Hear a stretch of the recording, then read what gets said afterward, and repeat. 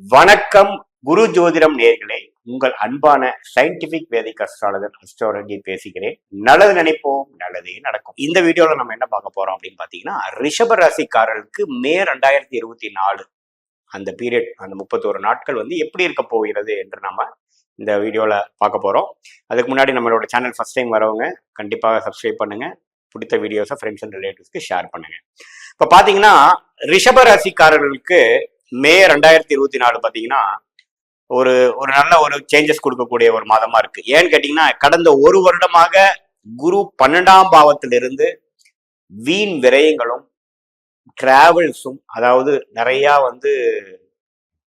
அங்கே இங்கேயும் அலையிறது, ஒரு மாதிரியான ஒரு நிலைத்த தன்மை இல்லாத ஒரு போக்கு எல்லா வயதிலும் இருக்கும். அதாவது பிசினஸ் பீப்புளுக்கு பாத்தீங்கன்னா கைக்கு வர்றது நம்மளுடைய சேமிப்பா கொண்டு போக முடியல. வேலையில் இருக்கிறவங்களுக்கு பாத்தீங்கன்னா நிறைய சுப செலவுகள், இல்லத்தரசிகளுக்கு பாத்தீங்கன்னா நிறைய என்ன சொல்றதுங்க, கரெக்டான ஒரு விதமா எதுவுமே ஒரு ரூபா பண்ணாத ஒரு விதம். படிக்கிற பசங்களா இருந்தாலும் பாத்தீங்கன்னா 100% அவங்க கான்சென்ட்ரேஷன் அவங்களோட பொட்டன்ஷியலுக்கு ரீச் பண்ண முடியாத நிலைமையா இருக்கக்கூடிய அந்த 12ஆம் பாவத்தோட குரு பாத்தீங்கன்னா ராசிக்குள்ளேயே மே 1ஆம் தேதிங்கிற முதல் நாளே வராரு இந்த மாசத்துல. அது ஒரு அருமையான ஒரு மாற்றம். இது வரைக்கும் மனக்கலக்கங்களும் ஒரு கன்ஃபியூஷனும் கிளாரிட்டி இல்லாத ஒரு ரிஷபராசிக்காரர்களுக்கு நல்ல ஒரு கிளாரிட்டியும், அந்த குரு பாத்தீங்கன்னா 5ஆம் இடம், 7ஆம் இடம், 9ஆம் இடத்தை பார்த்து குழந்தைகள், இல்ல பங்குதாரர்கள், குடும்பத்தினர்கள், பூர்வீகம், அப்பா, அது மாதிரி விஷயத்தை பார்த்து இது வரைக்கும் அதுல சில கருத்து வேறுபாடுகள், சில விஷயங்கள் சரியில்லைங்கிற ஒரு மாதிரியான தன்மையை நல்லா மாத்தி அருமையான ஒரு போக்கை கொடுக்கக்கூடிய ஒரு அமைப்பாக கண்டிப்பாக ரிஷபராசிக்காரர்களுக்கு உண்டு. குரு இருக்கும் இடத்தையும் திருப்பலத்தை ஒளி கொடுக்கிறார், அதே சமயத்தில் சுபத்துவப்படுத்துகிறார். அதே மாதிரி பார்க்கும் இடத்தையும் பண்ணும் வகையில் குழந்தைகள் விஷயத்துல நற்பலன்களும் நற்செய்திகளும் வரக்கூடிய அமைப்பும், நண்பர்கள் வட்டாரம், குடும்பத்தினர், நீங்க யாரை டெய்லி மீட் பண்றீங்க, கஸ்டமர்ஸ், கொலீக்ஸ், அது மாதிரி இதுலயே நல்ல ஒரு பலனும் நல்ல ஒரு கனெக்ட் கிடைக்கக்கூடிய ஒரு அமைப்பும், அதே சமயத்துல தந்தையார் மூலமாகவும் பூர்வீகம் மூலமாகவும் வர வேண்டிய சில விஷயங்கள் கரெக்டா நல்லபடியா சேரக்கூடிய அமைப்புகளும் கண்டிப்பாக உண்டு. அப்புறம் பாத்தீங்கன்னா நம்மளுடைய ஆண்டு கிரகமாகிய ராகு கேது 11ஆம் இடத்துல ராகுவும் 5ஆம் இடத்துல கேதுவும் இருக்கிறார். சனி 10ஆம் இடத்துல தொழில் ஸ்தானத்துல இருக்கிறார். அது எந்த விதத்திலையும் மாற்றம் இல்லை. புதன் பாத்தீங்கன்னா நீச்சமா இருந்த புதன் 11ஆம் இடத்துல இருந்த புதன் பாத்தீங்கன்னா மே 10ஆம் தேதி 12ஆம் இடத்துக்கு வருகிறார். சுக்கிரன் 19ஆம் தேதி உங்களுக்கு மேஷத்தில் இருந்த 12ஆம் பாவத்துல வீண் விரயங்களும் சுப விரயங்களையும் கொடுத்துட்டு இருந்தவர் ராசிக்குள்ளேயே வருகிறார். அது ஒரு நல்ல பயிற்சியாக இருக்கிறது. அதே சமயத்துல சூரியன் மே 14ஆம் தேதி 12ஆம் பாவத்தில் இருக்கிற சூரியன் ராசிக்குள்ளேயே வருகிறார். ஸோ மந்தோட செகண்ட் ஹாஃப் பார்த்தீங்கன்னா இன்னமே பலம் சேர்ப்பதாகவும், இன்னமே கொஞ்சம் கிளாரிட்டி, இந்த குரு பயிற்சி ஆகிற விஷயத்தை இன்னமே உணரக்கூடிய ஒரு காலகட்டமாக செகண்ட் ஹாஃப் நமக்கு இருக்குங்க.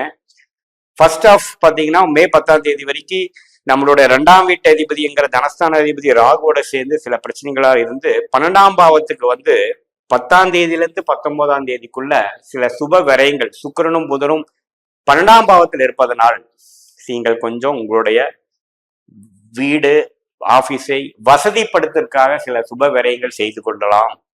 நல்ல ஒரு விஷயம் அமையும். அது மாதிரி விஷயங்கள். அதுக்கப்புறம் பாத்தீங்கன்னா அந்த வசதிப்படுத்துவதை அனுபவிக்கும் முறையாக, அது மூலம் ஆதாயம் பெறுவதாக செகண்ட் ஹாஃப் ஆஃப் மே கண்டிப்பாக ரிஷபராசிக்காரர்களுக்கு உண்டு.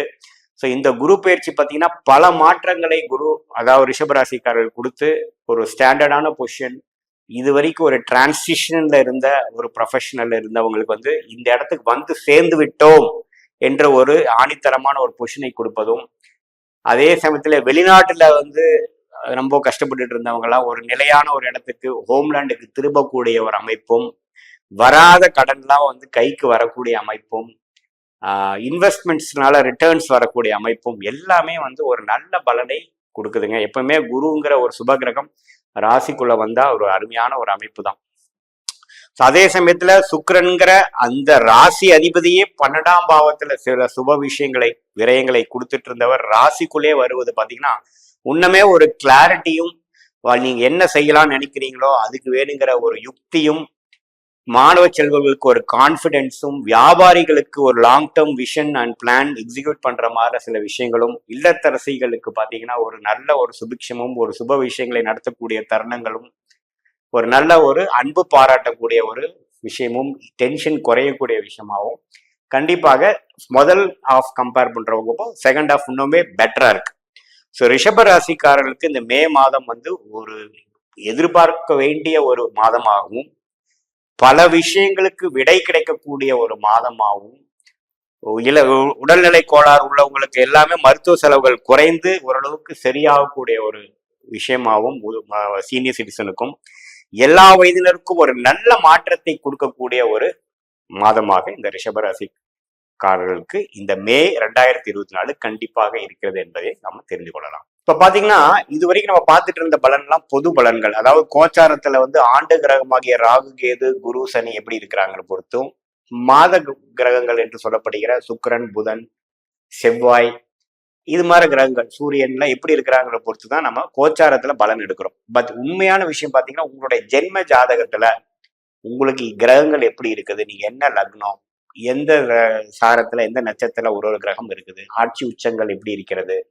தசாபுக்திகள் எப்படி போயிட்டு இருக்குது, இப்போ கரண்ட்ல என்ன தசாபுக்திகள் நடப்புல இருக்குதுங்கிற பொறுத்து தான் துல்லியமான பலன்கள் எடுத்து இந்த கோச்சார பலன்களும் இந்த தசாபுக்திகளும் மிக்ஸ் பண்ணி பார்க்கணும்.